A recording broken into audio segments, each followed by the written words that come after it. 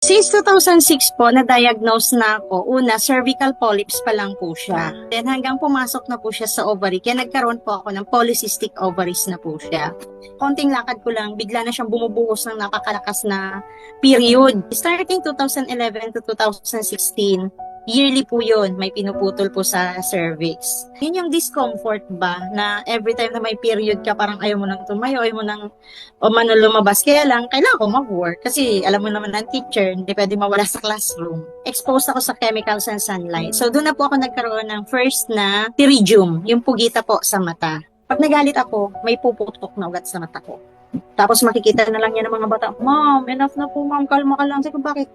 Tumutulo na naman po ma'am ang dugo sa mata mo. So, nag-start akong uminom ng JC Organic Barley Juice ay July. Ang hindi ko akalain na ito pala yung magpapagaling sa akin. Sa mata, wala na siyang pumuputok at bihira na siyang mamula. Sabi ko yung pananakit ng puso, hindi na. Sabi ko may period ako, yung dysmenorrhea ko na lessen na. Nakakatayo na ako second day. Tapos, yun po sa PCOS, talagang nakakatuwa lang na ayan na siya. Wala nang mga dagdag pa na mga impression. Na-imaginein mo 2006, 2026 ngayon. 20 years of agony.